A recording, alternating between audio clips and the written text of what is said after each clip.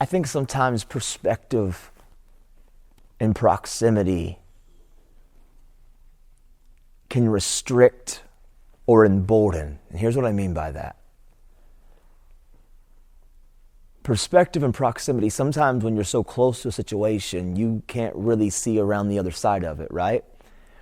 But when you have those natural leaders that are afraid of the moment because they're so close to it, and the perspective is right there on it, is that when you're able to help them again, take a moment and to reflect on everything that they've navigated in the past, every giant that they've slayed and they've navigated every storm. When you're able to really get them to pause and to reflect of already the raw talent and the stuff that they probably know's in there, right? Because they're already making the choices, the decisions, they're doing things that you've already highlighted, that these people have the characteristics to really be a voice of influence.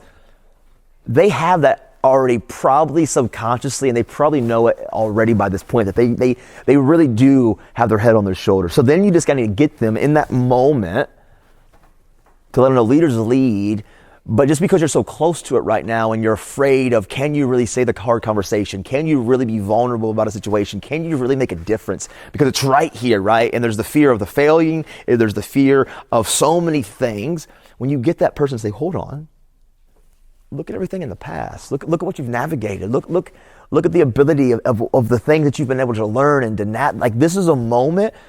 Again, don't be afraid of feeling and don't be afraid of the fear of failing, but just understand that yes, you can, and you're not doing it alone because you have support, you have people.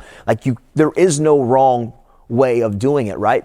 You may have a conversation or a dialogue that comes out totally wrong and man, you botched it but you didn't fail. You're just refining it. There really isn't. So that's what I would tell those students, right?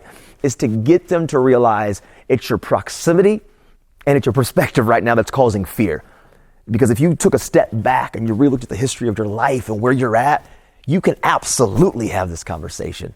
And they're going to probably, honestly, because they're already a critical thinker, if they're already having these leadership qualities, they won't be able to deny the fact that you're right. And they'll process it. And then you just kick them off and you make them go. No. But that's what I would say, is when you can get people to realize the perspective and the proximity, it emboldens people to not restrain, but to go.